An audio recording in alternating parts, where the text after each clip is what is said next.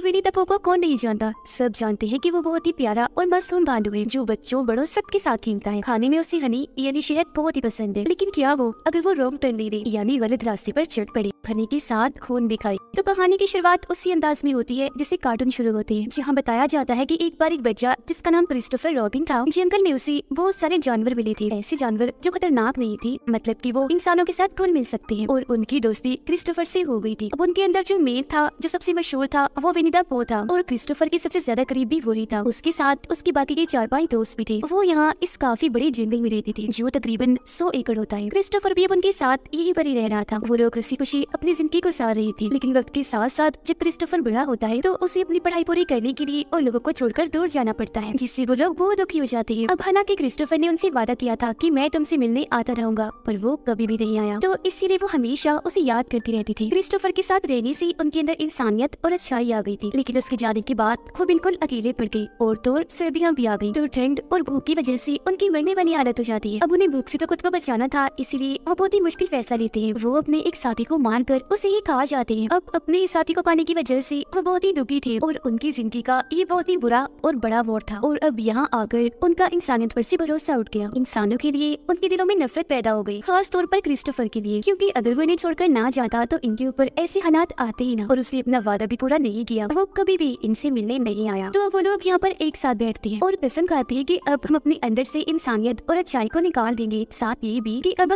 कभी भी नहीं बोलेंगे, हमेशा चुप रहेंगे। उनकी कसम के साथ ही ये सीन इधर ही कट हो जाता है। फिर हम 5 साल बाद का वक्त देखते हैं, जो क्रिस्टोफर अपने दोस्त के साथ उन्हें जंगलों में आता है, उसे अपने उन बचपन के दोस्तों से मिलवाने के लिए। वो उन्हें हर जगह ढूंढते हैं, पर वो कहीं भी नहीं मिलते, बल्कि इनको तो वहाँ खून से भरी हुई बाल्टियाँ, बर्तन, गोश्त, मांस के टुकड़े और उनके साथी की लाश मिल जाती है, यानी जिन्हें वो सारे जानवर खा रहे थे। अब ये देखकर वो दोनों काफी डर गए थे, तो इसीलिए वो फौरन वहीं छुप जाते हैं। वो यहाँ से निकलना चाह रही थी, लेकिन तब तक यहाँ पर विनी द पू और उसका साथी आ चुके थे। इनकी बदकिस्मती, वो दोनों इन्हें देख चुके थे। आते ही वो चीन से क्रिस्टोफर की दोस्त का गला घोटकर उसे मार देते हैं, और उसी पकड़कर घसीटकर अपने साथ कहीं ले जाते हैं। फिर इसके बाद दिखाया जाता है कि खबरों पर और मीडिया पर हर जगह यही बातें चल रही है कि इन जंगलों में कोई खतरनाक क्रिएचर रहता है जो किसी को भी नहीं छोड़ता। हजारों की तादाद में लोग वहाँ गए हैं, पर कभी भी बचकर वापस नहीं आए, और अभी तक इस बात का पता भी नहीं चल पाया कि आखिर वहाँ पर है क्या। इसके बाद अगले सीन में हम एक लड़की को देखते हैं जिसका नाम मारिया होता है। हाल ही में उसके साथ एक हादसा हुआ था, जिसकी वजह से वो सदमे से अभी बाहर आई थी। एक अनजान शख्स उसका काफी टाइम से पीछा कर रहा था, और एक दिन तो उसके घर आ गया उसे पकड़ने के लिए। पर हालांकि उस आदमी को पुलिस ने पकड़ तो लिया था, पर उसका बुरा असर आज तक मारिया के दिमाग में रह गया, जिस वजह से उसके डॉक्टर उसे छुट्टियां मनाने के लिए कहीं पर जाने का मशवरा देती है, ताकि उसका दिमाग बहल सके और सारे बुरे ख्याल उसके जहन से निकल जाए। तो इसीलिए अगले दिन मारिया अपने कुछ दोस्तों के साथ उन जंगलों के पास ही बने एक केबिन में छुट्टियां गुजारने के लिए चली जाती है। रास्ते में वे गैस स्टेशन पर रुकते हैं, पर ये पूरा ही गैस स्टेशन बंद था, तो इसीलिए ये लोग आगे निकल जाते हैं, जहाँ मारिया की मुलाकात एक कपल से होती है, जिनसे थोड़ी बहुत बात करके वो यहाँ से चली जाती है। जिसके बाद ये लोग अपनी मंजिल यानी उस केबिन में पहुँच जाती है जहाँ उन्होंने छुट्टियां गुजारनी थी। अब उनकी एक दोस्त जिसको भी यहाँ आना था, वो रास्ता भटककर उन जंगलों में पहुँच जाती है, जो तभी अचानक उसकी नजर विनी द पू पर जाती है, जो तेजी से उसकी तरफ ही आ रहा था।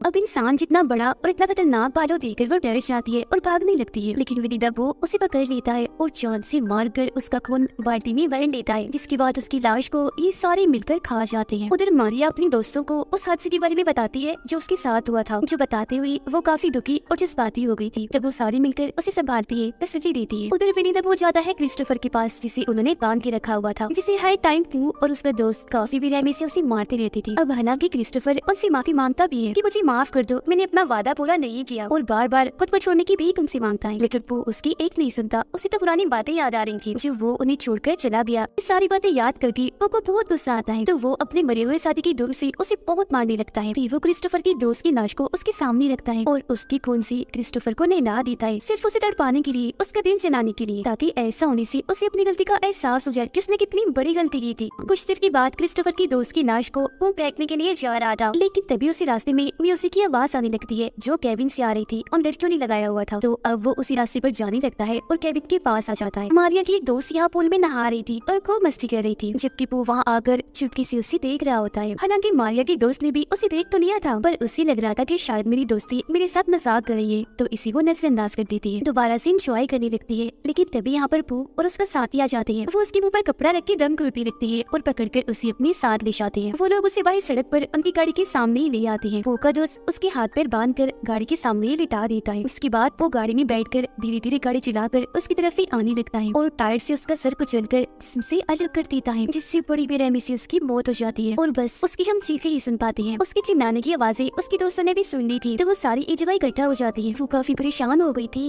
इसीलिए उसे ढूंढने के लिए वो घर से बाहर जाती है, जहाँ इन्हें उसकी लाश मिलती है काफी बुरी हालत में। उनकी भी हालत खराब हो जाती है, वो डर चुकी थी। वापस केबिन में आकर छुपने की कोशिश करने लगती है, जबकि वो और उसका साथी अभी भी वही थे, केबिन के आस पास ही मंडला रहे थे। चारों लड़कियां दो के ग्रुप में होकर अलग अलग हो जाती है। दो जाती है केबिन के सारे दरवाजे बंद करने के लिए, जबकि इन हालात की वजह से मारिया की तबीयत खराब हो रही थी, तो उसकी दोस्त उसे ऊपर ले जाती है। वो दोनों लड़कियां दरवाजे बंद करने जा ही रही थी कि तभी उससे पहले एक जगह पर उन्हें विनी द पू का साथी मिल जाता है, जो अब इन दोनों पर ही हमला करने लगता है। उनमें से एक दोस्त बाहर गिर के बेहोश हो जाती है, जबकि दूसरी पूल के अंदर गिर गई थी। तब पानी वाली दोस्त के पास विनी द पू का साथी जाता है और हथौड़ी से उस पर काफी बार हमला करता है, मार मार के उसका बुरा हाल कर देता है। उसकी भी मौत हो जाती है। ये करने के बाद वो और उसका साथी मारिया की उस दोस्त को जो बेहोश हो गई थी अपने ठिकाने पर ले जाने लगती है, जिन्हें मारिया और उसकी दोस्त ने देख लिया था। तो अब ये दोनों भी अपनी दोस्त को बचाने के लिए उनके पीछे पीछे जाने लगती है। वो और उसका साथी जब अपने घर पहुंचती है तो हम बड़ा ही अजीब सीन देखते हैं। विनी द पू जिसे पहले हनी शहद बहुत पसंद था, अब उसे गंदा खून वाला शहद पसंद है, जिसे वो बड़ी मजे से खा रहा होता है। और उसके पास में ही मारिया की बेहोश दोस्त बंधी हुई थी, जिससे अब जैसे होश आती है वो दोबारा से उस पर हमला कर देता है और एक बार फिर से उसे बेहोश करके वहाँ से बाहर आ चुका था। इतनी ही देर में मारिया और उसकी दूसरी दोस्त भी यहाँ आ गई थी। वो अपनी दोस्त को होश में लाकर उसे आजाद करवा देती है। जैसे वहाँ से भागने लगती है उन्हें क्रिस्टोफर भी दिख जाता है, जो बंधा हुआ था, काफी जख्मी था, हालत उसकी काफी खराब थी। तो अब ये लोग उसे भी खोलकर आजाद कर देती है। अब इन्हें वहाँ पर एक और औरत की चिल्लाने की आवाज आती है। तब क्रिस्टोफर उन दोनों को उसे बचाने के लिए भेज देता है। वो औरत असल में दर्द की वजह से चिल्ला रही थी, उसे बहुत बुरी तरह से मारा हुआ था। अब ये औरत और कोई नहीं बल्कि वो है जो मारिया को मिली थी जब उसका हस्बैंड भी उसके साथ था, और इन दोनों ने मारिया से बात भी की थी। ये औरत अब इन लोगों को उन दोनों के बारे में बताने लगती है, यानी कि वो और उसके साथी की। वो कहती है उनमें से एक बालू है, दूसरा उसका दोस्त है जो पीग है, जिन्होंने बहुत सारे लोगों को मौत की घाट उतार दिया है, वो भी बहुत बेरहमी से, पर कोई भी उसकी बात नहीं सुनता। वो औरत फिर बताती है कि जो वो है वो तो हर किसी को टॉर्चर करता है, बुरी तरह से मारता है, जबकि उसका साथी बस चीखता ही रहता है, क्योंकि वो ये काट मार चीर फाड़ देकर एंजॉय करता है। अब मारिया और उसकी दोस्त उस औरत को वहाँ से ले जाने की कोशिश करती है, पर वो नहीं जाती, क्योंकि उसे उन दोनों पर बहुत गुस्सा था। वो यही रुकती है उन दोनों से अपना बदला लेने के लिए। उसके सामने तभी वो का साथी आ जाता है, वो उस पर गन तान देती है, लेकिन गोली चलती ही नहीं।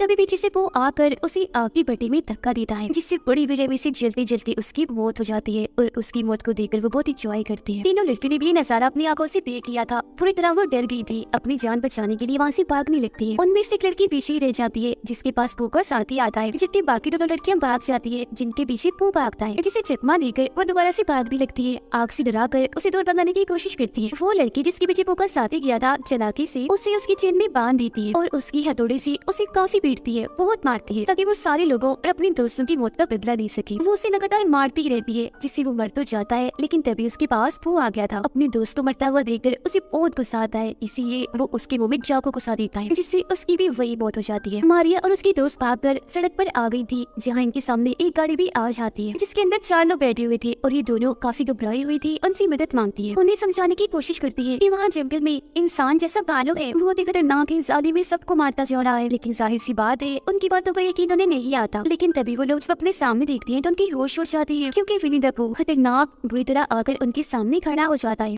वो लोग अपने छोटे मोटे हथियार लेकर उसका सामना करने के लिए जाते हैं, उसे काफी मारती पीटती है, और इस सब से उसे ज्यादा फर्क भी नहीं पड़ता। वो अब इन 4 लोगों को अपने गेम का प्लेयर खिलाड़ी समझ रहा था, और किसी गेम की तरह ही एक एक करके उन्हें मारता जा रहा था। ये देखकर मारिया और उसकी दोस्त और डर जाती है, और उन लोगों की गाड़ी में बैठकर पू को उड़ाने का सोचती है, लेकिन कोई भी फायदा नहीं होता। उल्टा वो उनकी गाड़ी के ऊपर आ गया था, और दूर उनकी गाड़ी भी क्रैश हो जाती है, जिससे दोनों लड़कियां बेहोश हो जाती है। मारिया को जब होश आती है तो वो देखती है कि वो उसके दोस्त को गाड़ी से निकालकर घसीटकर अपने साथ ले जा रहा है। वो उसे फिर गाड़ी के सामने लाकर अपने हाथों से उसका सर ही जिस्म से अलग कर देता है, उखेड़ देता है, फिर उसके सर को गाड़ी पर फेंकता है। और यहाँ पर हमें झलक दिखाई जाती है असली खतरनाक विनी द पू की। अब मारिया की भी खैर नहीं थी, वो भी बचने वाली नहीं थी। वो उसे मारने के लिए आगे बढ़ता ही है कि तभी वहाँ पर क्रिस्टोफर भी एक दूसरी गाड़ी लेकर आ चुका था। वो गाड़ी से पू को ठोककर 2 गाड़ियों के बीच में फंसा देता है बुरी तरह। उसे लगता है कि शायद वो का खात्मा हो गया है तो वो मारिया को संभालता है, लेकिन वो उन दोनों गड़ियों के बीच से निकलकर आ जाता है। सही सलामत था, उसे कुछ भी नहीं हुआ था। बाहर आते ही वो मारिया को दोबारा से पकड़ लेता है। वो उसे मारने ही वाला था कि तभी क्रिस्टोफर सामने आकर उससे बहुत मिन्नतें करने लगता है उसकी जान छोड़ने के लिए। वो कहता है कि तुम मारिया को छोड़ दो, मैं तुमसे वादा करता हूँ सारी जिंदगी मैं यही इन्हीं जंगलों में रहूंगा तुम्हारे साथ, तो मेरे पहले दोस्त हो, विनिंग रहो। लेकिन सालों बाद आज कसम तोड़कर वो बोल ही देता है कि तुम चली गई थी, अब कुछ नहीं हो सकता। बस इतना बोलते ही वो मारिया का गला ही चीर देता है। अब ये देखकर क्रिस्टोफर काफी डर से गया था। उसे लग रहा था कि वो भी पो का शिकार हो जाएगा, पर फिर भी वो भाग जाता है। जबकि पो जो काफी घबराया हुआ था वो खिलाया भी था, कई बार मारिया पर वार करके उसके जिस्म के सैकड़ों टुकड़े टुकड़े कर देता है। हम खतरनाक पो को देखते हैं जिसने ये फैसला कर लिया था कि वो आने वाले हर एक इंसान का इससे भी बुरा हाल करेगा, क्योंकि इस बुराई के रास्ते पर उसे बहुत अच्छा लग रहा था। इसी के साथ ही कहानी इधर ही खत्म हो जाती।